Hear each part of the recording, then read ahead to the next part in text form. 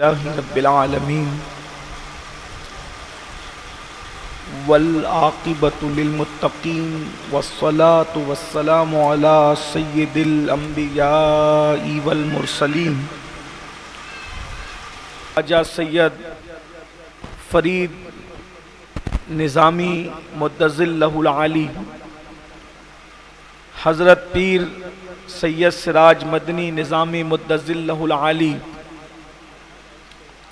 حضرت پیر سید معین الدین صاحب آستان عالیہ حضرت مولانا ضیاء الدین قطب جے پور،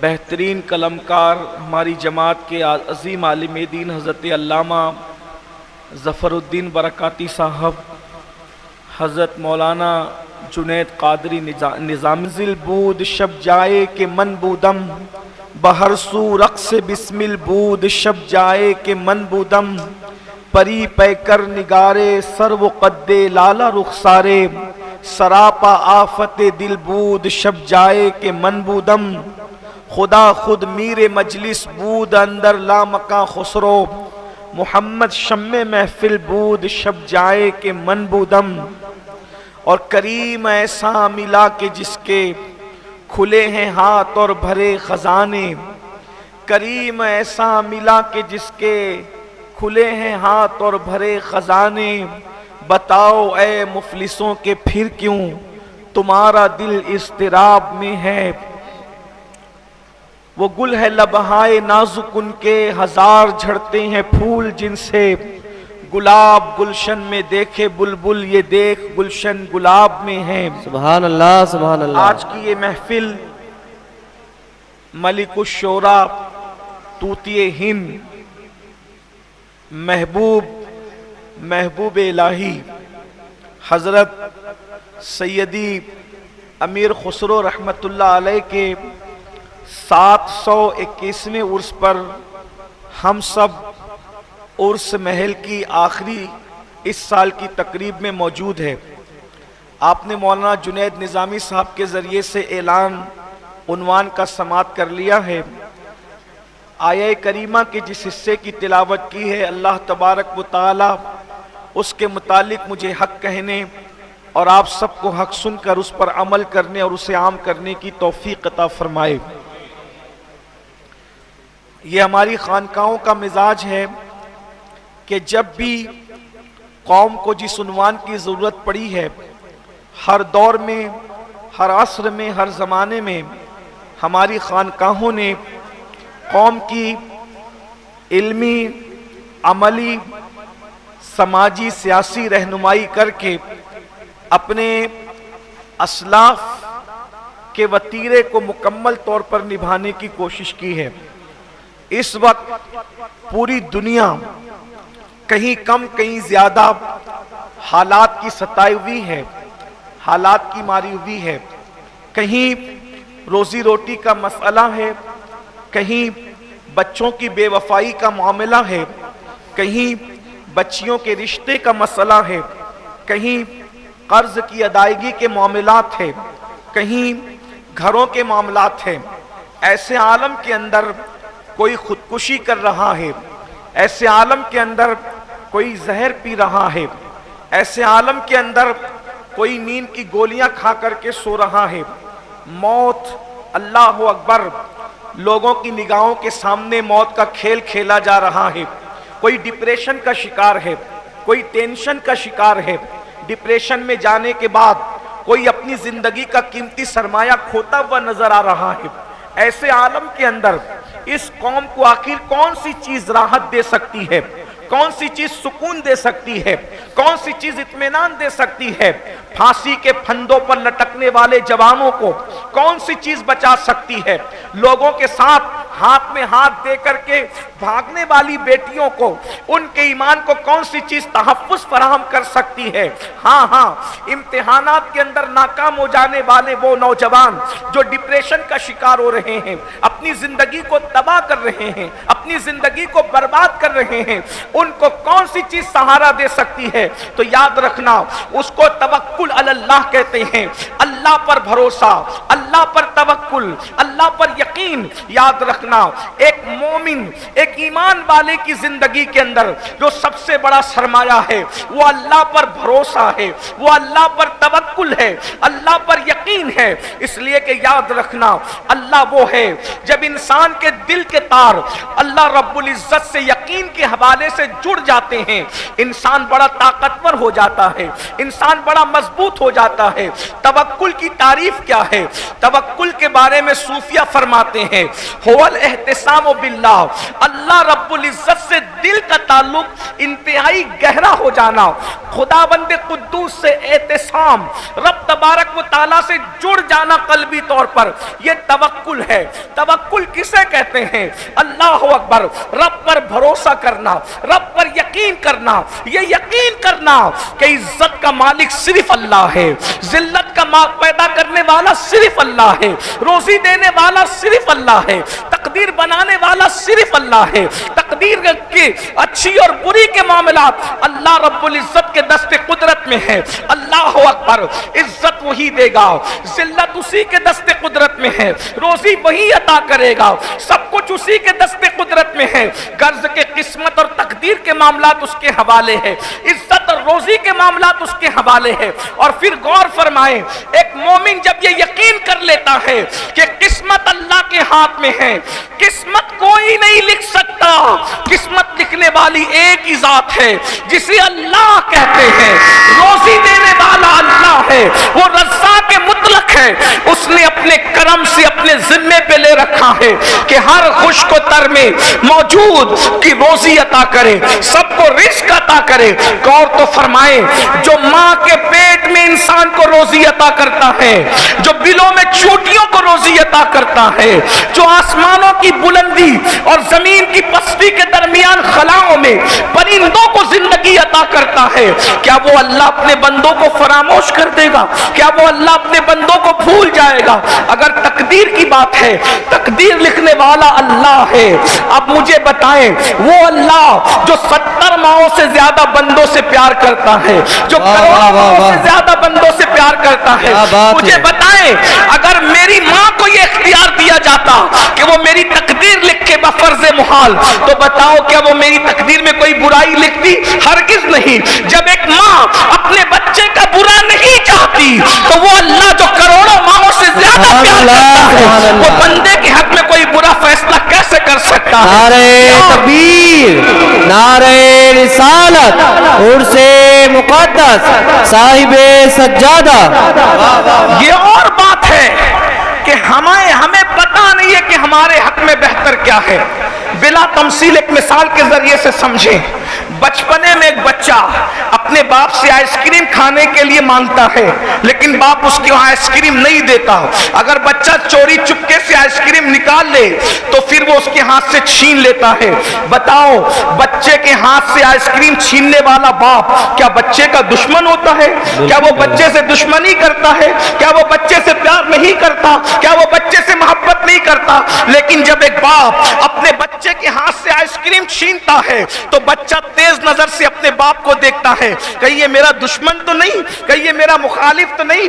بچے کی ننھی سی عقل میں آئس کریم کے نقصانات نہیں ہیں، وہ تو آئس کریم سے چاہت کرتا ہے، اس کے نقصان سے واقف نہیں ہے۔ لیکن باپ نے آئس کریم چھین کر اپنی ممتا اور محبتوں کا اظہار کیا ہے۔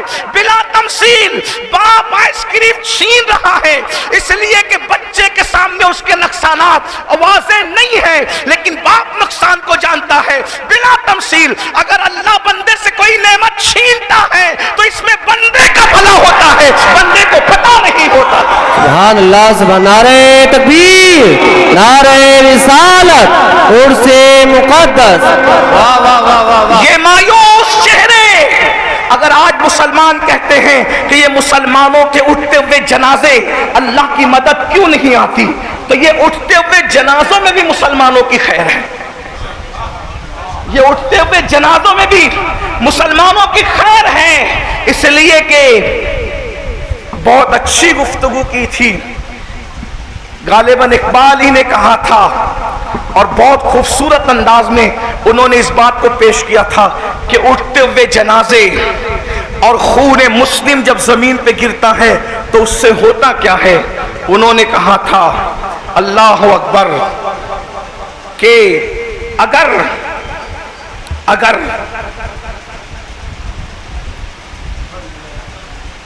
مصرے کو تھوڑا سا تبدیل کر کے پڑھنا چاہتا ہوں روح اقبال سے معافی طلب کرتے ہوئے، اگر فلسطینیوں پر کوہ غم ٹوٹا تو کیا غم ہے، اگر فلسطینیوں پر کوہ غم ٹوٹا تو کیا غم ہے کہ خون 100,000 انجم سے ہوتی ہے سحر پیدا، کہ خون 100,000 انجم سے ہوتی ہے سحر پیدا، جب ہزاروں ستاروں کا خون ہوتا ہے اسی وقت کوئی صبح تازہ نمودار ہوتی ہے۔ بے شک بے شک۔ احد کی سرزمین پر امیر حمزہ سرکار کا کلیجہ چبایا گیا ہے، اس کے بعد ہر دن اسلام کے لیے ترقی کا دن ہے۔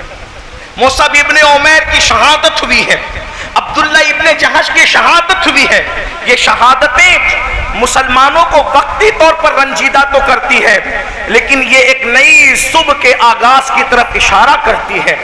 قدرت اپنے بندوں پر مصیبت ڈالتی ہے، اس مصیبت میں بھی کوئی نہ کوئی حکمت ہوتی ہے، لیکن ہمیں صبر کب ہوتا ہے؟ تب ہمیں یہ پتا چلتا ہے کہ ہمارا اللہ ہمارے حق میں کوئی غلط فیصلہ نہیں کرتا، جب ہمارا دل اللہ پر بھروسہ کرتا ہے، اللہ پر توکل کرتا ہے، اللہ پر یقین کرتا ہے۔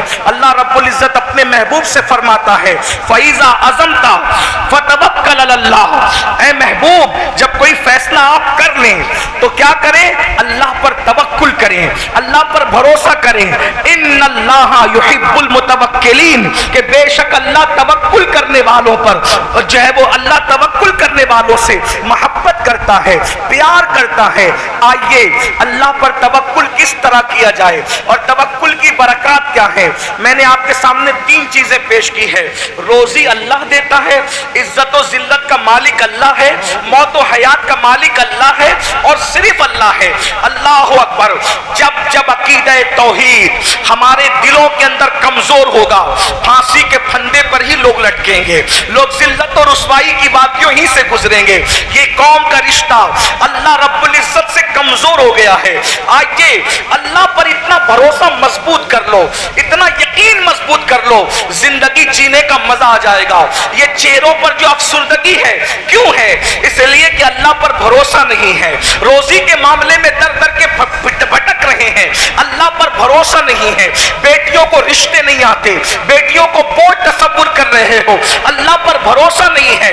ایک بار میرے اللہ پہ بھروسہ کر کے دیکھو، ارے سب پر بھروسہ کرنے والوں رب پر بھروسہ کر کے دیکھو۔ مصطفیٰ جان رحمت نے یہی بتایا، اور جس نے اللہ پر بھروسہ کیا ہے اللہ نے اس کو کبھی رسوا نہیں کیا ہے۔ آئیے عنوان ہے توکل اور اولیاء اللہ کس طریقے سے۔ میں سب سے پہلے اولیاء اللہ کا ذکر کرنے سے پہلے سید الانبیاء سید المعصومین محمد الرسول اللہ کا ذکر کرنا چاہتا ہوں۔ آئیے بھروسہ کتنی عظیم چیز ہے، پہلے ایک مثال کے ذریعے سے سمجھاؤں۔ بھروسہ انسان کو بے خوف کر دیتا ہے۔ دھیان دینا، اگر بات سمجھ میں آ رہی ہے، بھروسہ انسان کو بے خوف کر دیتا ہے، یقین انسان کو بے خوف کر دیتا ہے۔ ولی کی نشانی کیا ہے؟ الا ان اولیاء اللہ لا خوف علیہم ولا هم یحزنون، کہ بے شک آگاہ ہو جاؤ، بے شک اللہ کے ولیوں کو نہ خوف ہے نہ غم ہے۔ جب وہ اللہ پر توکل کریں گے تو ان کو خوف کس چیز کا؟ اللہ پر توکل کریں گے تو غم کس چیز کا؟ اس لیے کہ وہ جانتے ہیں جو میرا رب ہے، عزت اور ذلت کا مالک وہ ہے، روزی کا مالک وہ ہے، زندگی اور موت کا مالک وہ ہے، اور صرف اللہ ہے۔ ہمیں بدنام کیا گیا ہے کہ اہل خانقاہ اور صوفیہ شرک کی بات کرتے ہیں. اس ہندوستان اور کفرستان اور شرکستان میں اگر سب سے زیادہ توحید کی خدمت ہوئی ہے تو انہی خانقاہوں سے ہوئی ہے جو محبوب الہی کی خانقاہ ہے, جو قطب الدین بختیار کاکی کی خانقاہ ہے, جو خواجہ باقی باللہ کی خانقاہ ہے. یہی دلی میں خواجہ باقی باللہ کی خانقاہ ہے جس نے سید الموحدین اپنے دور کا مجدد الفسانی اس ہندوستان کی سرزمین پر عطا فرمایا ہے. یہ خواجہ معین الدین چشتی میرے سرکار سلطان الہند غریب نواز کی خانقاہ ہے. آوارہ پیشانیوں کو جس نے ایک خدا بادہ کے لا شریک کے آستانے پر جھکایا ہے, یہ خانقاہیں ہی تھی. درس گاہیں تو بعد میں آئی ہے. انہی خانقاہوں نے توحید کا پیغام عطا فرمایا. بے شک, واہ واہ واہ. وہ توحید خالص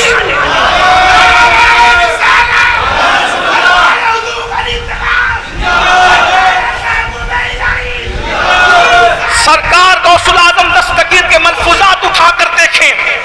توحید کا جو تصور غوث پاک رضی اللہ تعالیٰ کے ملفوظات میں ملتا ہے, توحید کا تصور جو سرکار محبوب الہی کے ملفوظات میں ملتے ہیں, بزرگان چشت کے ملفوظات میں آپ جو توحید کا تصور اور اللہ پر توکل کا تصور دیکھتے ہیں وہ اپنی مثال آپ ہے. میں آپ کے سامنے ایک مثال رکھنے لگا ہوں. بھروسہ بے خوف کرتا ہے. کس طرح سے؟ آپ اچھے سے سننے میں مزید توجہ کا طلبگار ہوں. کاش کہ یہ جو نوجوان میرے موبائل ہاتھ میں لیے وہ جیب میں رکھ لیں. نوازش ہوگی, یہ خانقاہی محفل ہے, یہ کوئی رسمی محفل نہیں ہے, اور محفل پر خانقاہی اثر ہونا چاہیے, اور وہ بھی کوئی 2 دن 10 دن سال 200 سال کی خانقاہ نہیں ہے. یہ خانقاہوں کی خانقاہ ہے. اے ہے ہے, واہ واہ واہ, سبحان اللہ, واہ. محبوب الہی کی خانقاہ ہے. بے شک بے شک. یہ وہ خانقاہ ہے جس خانقاہ نے کئی خانقاہی پیدا کیے ہیں. بابا برہان الدین غریب جیسا خانقاہی یہی کا پروردہ ہے. بے شک بے شک. 22 خواجہ سید زین الدین شیرازی جیسا عظیم خانقاہی اسی خانقاہ کا پروردہ ہے. بے شک. کس کس کا نام لیا جائے, کس کس کا ذکر کیا